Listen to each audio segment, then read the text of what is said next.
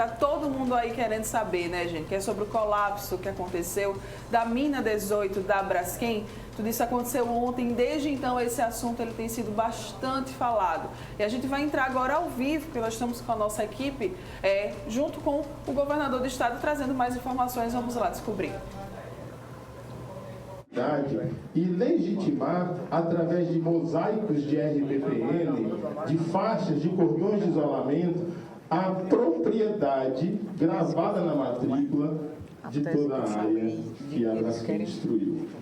Então, também não concordamos com a maneira como está sendo feita a gestão dessa crise do ponto de vista técnico, porque era preciso criar um gabinete com dados técnicos, não com opiniões, com todo respeito para o Dona Moisés, com todo respeito do Abelardo, opiniões pessoais. A gente tinha que ter dados disponibilizados para que a imprensa e físicos, geofísicos, geólogos do Brasil inteiro e do mundo inteiro pudessem fazer essa avaliação desse risco. A gestão dessa crise está muito mais política do que técnica. Então, governador, como nós não fomos convidados, e finalmente, como recentemente a secretária Renata, a quem eu respeito profundamente também, publicou que há um estudo que varia de 20 a 30 bilhões de reais o dano de todas as vítimas e também dos governos municipais e estadual. Nós, vítimas, publicamos uma carta aberta que é de conhecimento, inclusive foi redigida aqui pelo Cássio Araújo, e essa carta aponta, de acordo com os dados do Comitê Interamericano de Direitos Humanos, da Corte Interamericana de Direitos Humanos e também do Instituto Caritas, um valor mínimo de R$200 mil, aproximadamente 40 mil dólares americanos, para a indenização de danos morais por pessoa. Então, só quando você soma empreendedores, moradores e trabalhadores, dá 30 bilhões. Então, quando a doutora Renata coloca entre 20 e 30 bilhões a dívida total que a Braskem tem, ou ela excluiu as vítimas, ou excluiu os governos. São coisas que são inconciliáveis nesses números agora. Então, em função disso, como o governo de fato não está discutindo conosco, como o governo municipal também não discutiu em nenhum momento com as vítimas, eu me sinto na obrigação de publicamente renunciar à minha participação do GT para não endossar algo que eu não fui convidado em nome das vítimas para discutir em nome da sociedade civil. Digo isso, Vitor, digo isso, governador, com pesar, porque eu acreditei que era possível negociar, apesar de a gente ter críticas ao processo como um todo, tanto do governo municipal como do governo estadual. Mas nós não fomos convidados. Estamos participando do GT só pro forma, mas não, de fato, participamos dessa decisão. A imprensa inteira precisa saber disso, porque eu estou sendo cobrado nas redes sociais e, por responsabilidade, pela representação que nós temos das vítimas, com responsabilidade e solidariedade com as pessoas que estão sofrendo tanto, eu, nesse momento, eu denuncio a participação da Associação dos Empreendedores no GT e nós não endossamos. Não quero dizer com isso que eu quero romper qualquer diálogo, governador. Não quero dizer com isso que eu quero romper qualquer forma de manter um diálogo, porque vocês são autoridades constituídas e nós precisamos de vocês. Mas este específico, essa proposta específica, sem a negociação com as vítimas, nós não podemos endossar. Então, eu peço licença, peço desculpas, mas eu precisava dizer isso publicamente e agora eu vou ter que me retirar. Eu estou aqui desde as 8 horas, eu vou ter um compromisso, inclusive, com a Polícia Civil, para abrir um termo circunstanciado de ocorrência em função das ameaças que as lideranças sofreram. Muito obrigado, governador. Muito obrigado, Alexandre. Só para esclarecer, quando nós iniciamos a reunião, nós deixamos claro que nós íamos colocar alguns pontos para serem deliberados, para nós tratarmos aqui durante a reunião se todos concordam com determinada ação ou projeto. Então, nós não decidimos. Isso é uma proposta que foi colocada à mesa da desapropriação para transformar num grande parque estadual. Nós convidamos... A Braskem por algo que deveria ser das vítimas. Alexandre, o pagamento ele é avaliado, nós temos órgãos aqui que fazem avaliação, né? Então vai ser pagamento com toda certeza simbólico, porque não tem a menor lógica, eu concordo com você, o Estado pagar uma fortuna nessa desapropriação, mas também não tem, nós estamos discutindo, entenda. Aqui é o momento de trazer uma discussão que teria que ter sido feita antes. Não. Toda a discussão, Alexandre, tem que ser feita ampla. Tem que ser feita com todo mundo. Aqui a gente não tem nada para esconder de ninguém. O que a gente quer é que todos participem das decisões, né? Inclusive, falando com um companheiro ali, que eu não sei o nome dele. Geraldo, né? Geraldo. O Geraldo. O Geraldo. Depois passou a ser contra as vítimas, Geraldo. O Geraldo. Aí o Geraldo. Viu, Geraldo?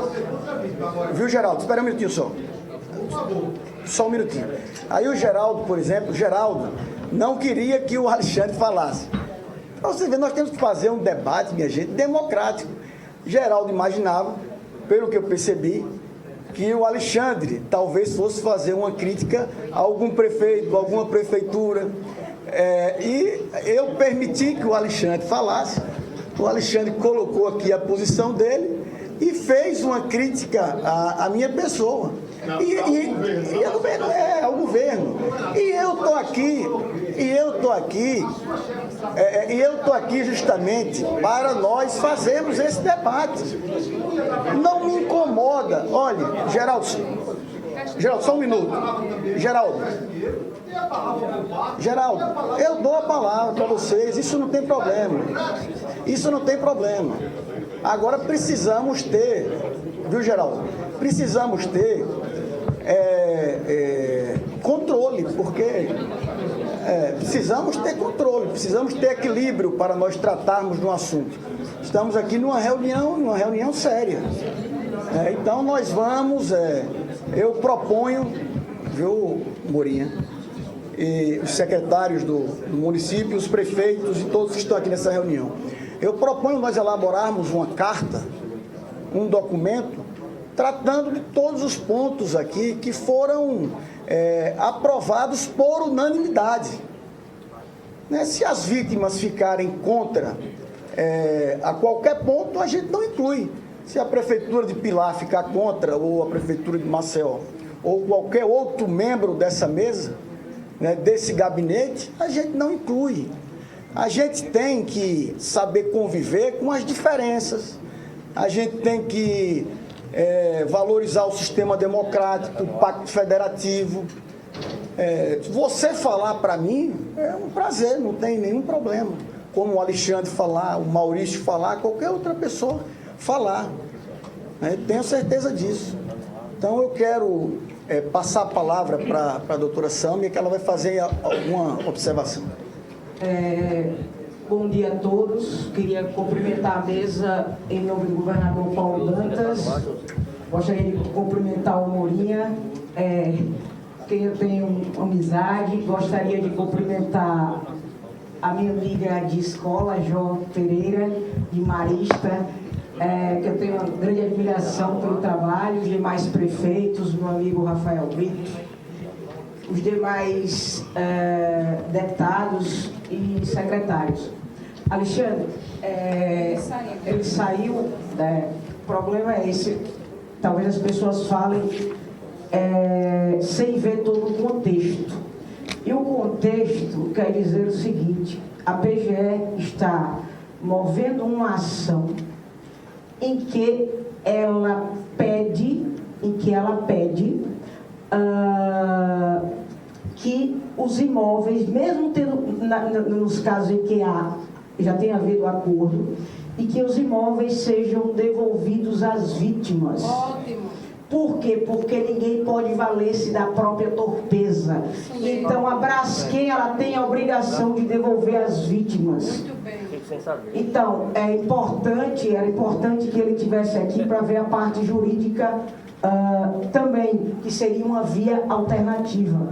tá? A questão da desapropriação seria uma forma de nós tentarmos diminuir o dano se judicialmente nós não conseguirmos. Mas nós vamos tentar, na justiça, que os imóveis sejam devolvidos às vítimas. E aos municípios também, ao município de Maceió também, porque seria um prêmio para a Braskem ela causar aquele dano e ainda sair com imóveis. Tanto imóveis das vítimas, quanto imóveis do município de Maceió. Nós estamos entrando com ação para defender também o município de Maceió. Então, para falar das cláusulas do acordo, eu acho que seria um momento, Morinha, de haver uma repactuação do acordo, porque as cláusulas são dúbias. Então, como as cláusulas são dúbias juridicamente, fica muito difícil a gente dizer que vocês não deram plena quitação. Tomara que não tenha dado, mas eles vão alegar que deram. Então seria um momento de rever as cláusulas, do município voltar atrás e dizer, vamos repactuar esse acordo, vamos trazer as vítimas para dentro do acordo, que eu acho que é o objetivo de todos que estão aqui. Neste momento vamos ouvir o... Não, faz a inscrição, passa para o deputado Rafael. Vou passar a fala o Morinha quer federal, falar e a secretária Brito. Renata também. Faz a inscrição. Vitória vai fazer as inscrições ali para eu poder dar sequência às falas.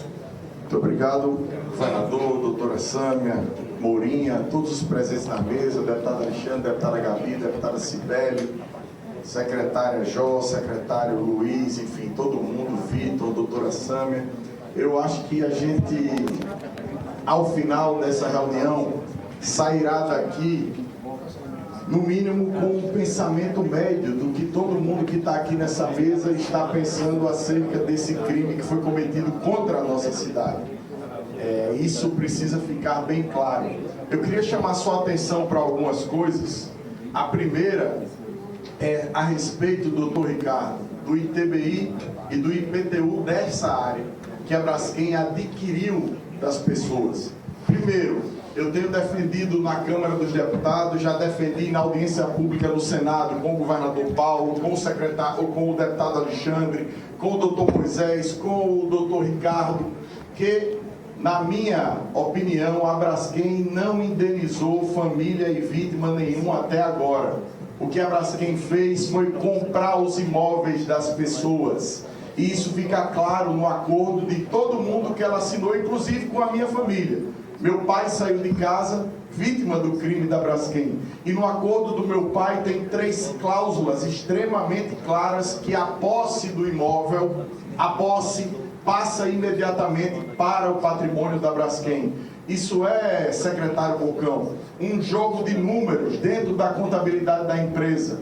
Sai um ativo da conta caixa e passa para um ativo na conta imobilizada. E por enquanto, não há nada colocado e posto que a Braskem não pode no futuro, daqui a 20, 30 anos, Morinho, não estou dizendo que é agora, se beneficiar disso economicamente. Então isso precisa estar claro em algum lugar. Ninguém, como já disse a doutora Sâmia, pode se beneficiar da própria torpeza. A Braskem é agente de um crime e ela não pode sair desse crime ilesa e lucrando. Muito pelo contrário. A área, como a doutora Sâmia bem falou, existem 2 caminhos. Um é o jurídico, que é entrar na justiça, como o governador Paulo tem defendido a todo momento, para que os imóveis voltem para as vítimas. Mas isso, gente, depende da justiça. Não é discricionário do governador ou de qualquer que seja o prefeito ou da procuradoria devolver o imóvel para as vítimas. E o que o governador apresentou aqui hoje, que tem total apoio meu, total e irrestrito, é se a justiça não der o ganho de causa para a devolução dos bens aos imóveis, que o Estado desapropria a área a um preço irrisório, a um preço simbólico, a um preço de R$1, a um preço de R$500, do que quer que seja, doutor Ricardo, para que ali seja feito um parque. Lembrando que primeiro caminho é a justiça. Se a justiça concedeu o que todos nós esperamos, ótimo. Todos os imóveis voltam para as vítimas, Maurício, para que no futuro, quando o crime e não o problema geológico for resolvido, quando o crime for resolvido, as vítimas possam voltar para aquela área ou possam explorar aquela área economicamente, porque na verdade são delas. E não deixando de forma alguma para que a Braskem possa, ou amanhã, ou daqui a 20, 30, 40 anos, se beneficiar do crime que ela mesma cometeu. E um outro pedido, Morinha, que eu queria fazer era justamente esse. Foi revisto agora uma lei de 2019 que isenta os imóveis daquela região de IPTU e ITBI. Em 2019 foi quando a Braskem iniciou os processos de compra dos imóveis. Não vou falar de indenização. Foi quando a Braskem iniciou o processo de compra dos imóveis. Até agora, essa lei está em vigor e foi revista agora há pouco, se não me engano, no dia 7 de dezembro agora. Ou seja, a lei está beneficiando a Braskem. A Braskem compra imóveis naquela região desde 2019. E, pelo que eu entendo, espero estar errado, desde 2019 a Braskem não pagou ITBI pelos imóveis que ela comprou e não vem pagando o IPTU para a cidade de Maceió dos imóveis que ela comprou. Então eu acho que essa é uma medida urgente, é uma medida em respeito a todas as vítimas, é uma medida em respeito à nossa cidade, ao nosso povo, é uma medida em respeito aos ânimos exaltados, que com razão vemos aqui, em todo canto que a gente vai tratar desse assunto, é que a Braskem pague o que ela deve de IPTU, pague o que ela deve de ITBI e que ela não saia dessa história dona de 20% da nossa cidade. Eu acho que era isso, governador. Muito obrigado pela oportunidade. Muito obrigado, deputado Rafael Brito. Eu passo a palavra agora para o Morinha. Doutor Rafael, muito boas suas colocações. Já estou tomando nota aqui e imagino que teremos um segundo momento de avançar, até porque, como o governador Paulo colocou aqui, nós vamos construir uma linha de trabalho com datas, com prazos, com responsabilidades, de forma que a imprensa possa acompanhar, que as vítimas possam acompanhar o tempo todinho. Só para deixar definitivamente claro, o acordo foi até o mapa 4. Não existe nada lá escrito que para o futuro, daqui a 50 anos, esse acordo está. Isso não existe. Vamos definitivamente parar com isso, isso maltrata quem está ouvindo. E foi limitado exclusivamente ao dano patrimonial. Tudo que nós formos conversar aqui, tenho certeza que está sendo anotado, a imprensa está filmando em tempo real, isso vai ficar para os anais da história da Alagoas. Existe. Eu estou com as cláusulas aqui, mas... Aqui, já vem, pode ler. Tudo bem, a gente conversa, a gente volta a conversar sobre isso, se aprofunda depois. Não tem problema nenhum. E, doutora Sami e colegas aqui presentes, o prefeito JHC não homologou esse protocolo sozinho, esse acordo sozinho. Foi homologado pela Justiça Federal. O juiz federal, doutor André Granja, por sinal, de uma conduta absolutamente de parte reconhecida por todos. Eu queria passar aqui, pedir permissão, passar para o doutor David, que tem um complemento a fazer. Não, na sequência eu passo para o secretário David. Vamos ouvir a secretária Renata, o defensor público, o Ricardo Melro, e na sequência o David faz o complemento da sua fala. Alô. Bom dia a todas e todos. Fala aqui em nome do governador Paulo Dantas, cumprimento a todo mundo que está na mesa e está participando dessa reunião, que está nos assistindo também. Minha fala vai ser bem breve, governador, só para deixar um ponto claro sobre a fala do Alexandre. Quando você trabalha com estimativas, com estudos, você tem que usar alguns parâmetros, né? E esses parâmetros podem dar um valor de 1 bilhão ou de 1 trilhão. Então, tudo depende de parâmetros. Os parâmetros, eles provavelmente, com certeza, serão discutidos nesse novo momento de conversa que teremos, inclusive, com a presença da AGU, que hoje já faz um trabalho similar a esse, com o caso de Mariana, que não sei se todos aqui sabem, mas o caso de Mariana, diferente de Mimadinho, até hoje não teve uma definição. A AGU já está trabalhando no caso de Mariana para resolver esses pontos, essas discussões, tanto do ponto de vista de patrimônio público quanto das vítimas, e isso vai acontecer também em Maceió. Então, quando você coloca ali até alguns comentários na internet, 10 bilhões de diferença, não são 10 bilhões de diferença, Na verdade, são critérios utilizados diferentes. Você vai negociar, vai pactuar que as 200 mil pessoas vão fazer parte, ou só as 70 mil que foram diretamente? Você vai colocar qual o valor de indenização de dano moral. Então, dependendo desses parâmetros, o valor ele oscila. Então, só para deixar claro, porque quando o Alexandre trouxe, para dizer que nesses estudos iniciais que fizemos, que são estudos que temos para começar, a gente já estava em negociação com a Braskem, na realidade, era para a gente iniciar a discussão. Então, por isso que pode ter essa diferença de valor. Muito obrigado, secretária Renata. Eu passo a palavra agora para o defensor público, Ricardo Mel.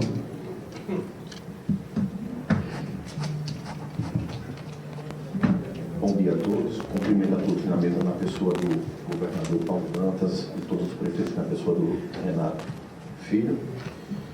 O ponto principal que eu trago à mesa é o ponto das populações que estão ilhadas, que estão há mais de 2 anos lutando para serem realocadas com justa indenização e até agora não houve uma sinalização concreta. Ontem o prefeito de Maceió, numa live, colocou na rede social que a partir de agora a prefeitura não seria mais negligente com essa população, nesses termos. Não sei o que estou colocando. Mas precisa algo concreto, porque o povo lá está adoecendo, e não de agora, está adoecendo há mais de 2 anos. Estão lutando há 2 anos para agora se falar inclusive em remoção forçada. Como é que você faz a remoção forçada de quem quer sair? Eles querem sair com dignidade.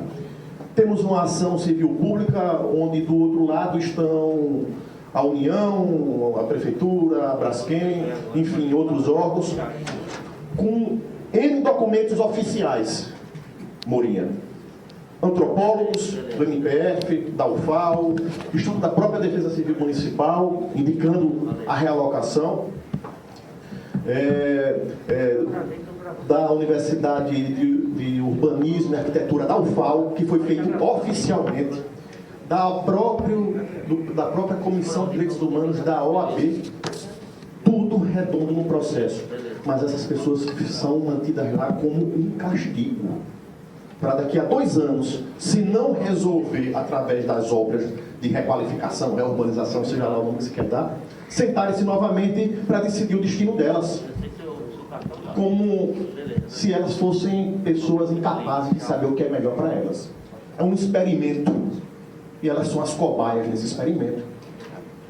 Tem que dar o devido peso ao que elas querem, inclusive através de pesquisas oficiais.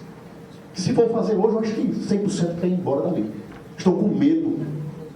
Muitas estão saindo com a mão na frente e outra atrás, depois desses eventos.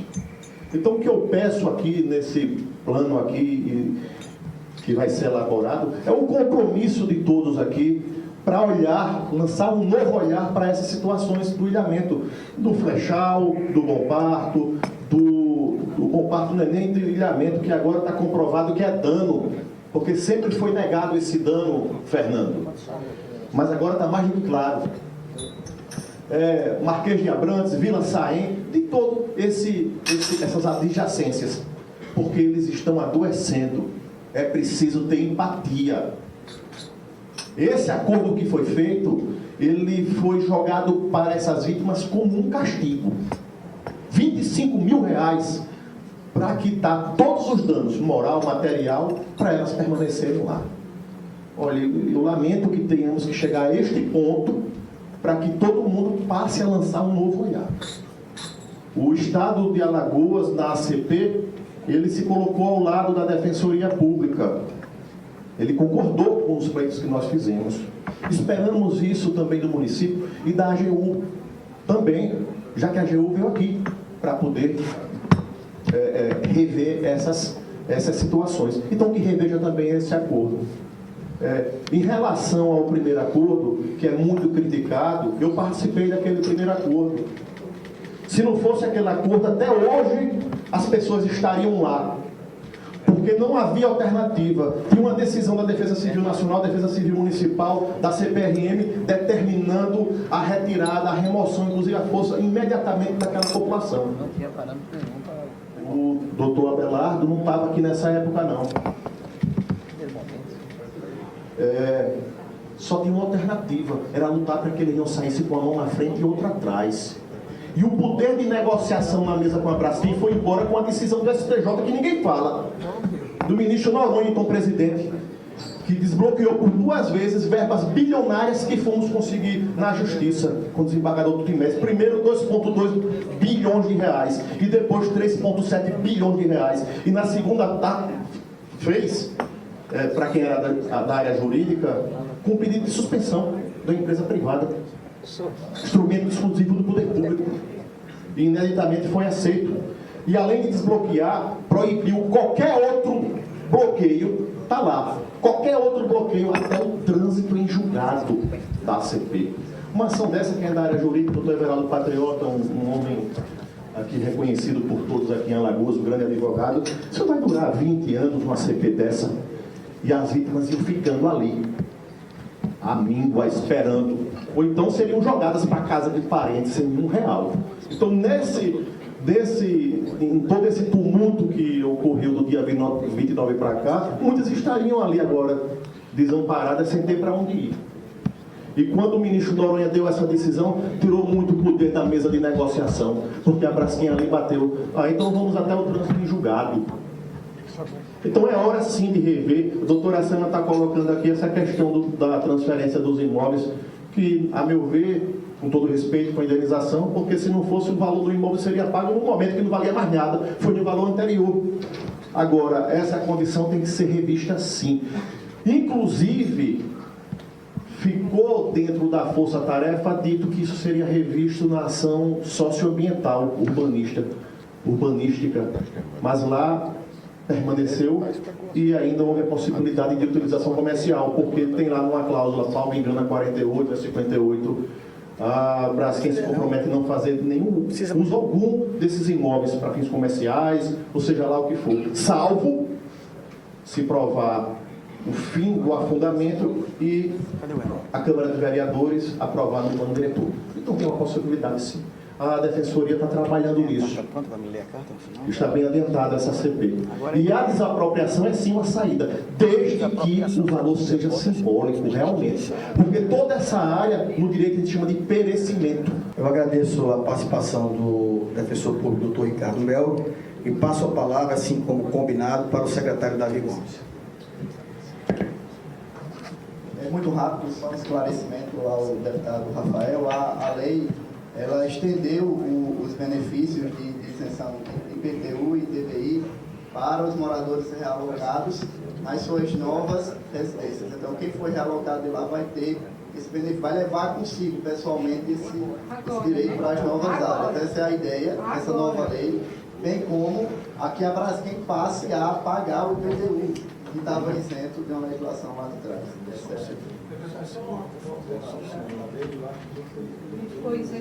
Foi a Braskem.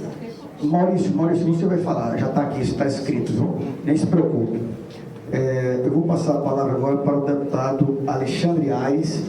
Depois, eu vou falar a ordem para todo mundo ficar tranquilo. Passar para o prefeito Renato Filho, para o Abelardo da Defesa Civil, para o Maurício Sarmento, representante das vítimas, para o Cássio Araújo, para o Geraldo e para a Bélia Fernandes, e agora a deputada Cibele Moura também faz inscrição.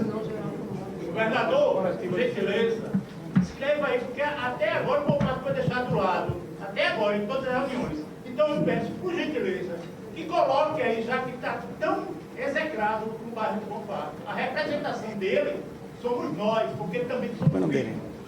Só para frisar. Fernando. Lógico, Fernando, você quer falar? Quero, gostaria. Sim, lógico. Posso falar agora? Não, você vai falar na ordem aqui. Agora não. Bom dia, senhor governador. Em seu nome eu queria saudar todas as autoridades aqui presentes. Queria saudar os servidores do município de Maceió, os servidores do Estado, imprensa em geral, colegas deputados e deputadas. E a minha fala, governador, ouvindo atentamente a fala de todos que me antecederam e fazendo aqui uma menção a você, Morinha, e a minha querida deputada secretária, João Pereira, para que vocês que aqui se manifestaram em nome do município de Maceió, juntamente com o secretário dele, Davi, e solicitaram que a gente afastasse a narrativa política desse problema tão sério que a população maceioense e alagoana tem vivido. Vocês afastassem, todos nós afastassem. Não, vocês pediram que a gente, que de maneira geral, todos afastassem. Todos nós afastassem. Isso. Essa solicitação que foi feita por vocês, ela é muito válida. E aqui diante da imprensa e de uma maneira geral, governador, de toda a sociedade que acompanha a gente nas redes sociais, eu peço ao município de Maceió, como aos demais municípios participantes aqui da região metropolitana, e ao governo do estado, de uma maneira geral, que esse discurso de união, ele não fique só na frente das câmeras.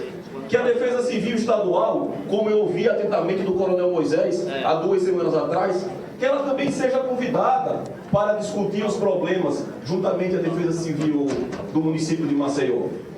Lamento aqui a ausência do prefeito JHC, que não pôde se fazer presente, segundo as redes sociais, porque está em audiência em Brasília. Mas é muito importante, Morinha, que o prefeito assuma esse papel de líder e que esteja aqui ao lado do governador Paulo Dantas, que dá essa demonstração de maturidade política e de compromisso com a sociedade, para que a gente possa discutir o que realmente importa, que são as vidas e as vítimas desse crime cometido pela Braskem. Se nós ficarmos aqui pedindo a palavra ao governador para cada um discutir sobre cláusulas do acordo que foi feito, ou sobre o tamanho do afundamento da mina 18, ou os danos ambientais que ela causou ou que vai vir a causar, nós vamos ficar aqui, doutora Sâmia, durante toda a semana. E o que a população, representada por algumas vítimas que aqui estão e outras que estão acompanhando a gente em casa, o que elas querem é que a gente, enquanto representantes e instrumentos políticos da população alagoana, a gente assume o nosso compromisso e a nossa responsabilidade. Eu acho que é ponto incontroverso aqui que o acordo foi mal feito. Não dá para a gente discutir aqui se há cláusula de quitação futura ou não, porque o acordo ele é objetivo e a cláusula está lá e está exposta. Não dá aqui para o município de Maceió dizer que não fez. Talvez tenham feito de maneira precipitada e não é vergonhoso. Não é vergonhoso nem humilhante reconhecer que se equivocou. E talvez agora chamar o governo de Alagoas e os demais municípios da região metropolitana para que esse acordo seja revisto de maneira conjunta. Porque Maceió não é uma ilha. Maceió não está sozinha nessa discussão.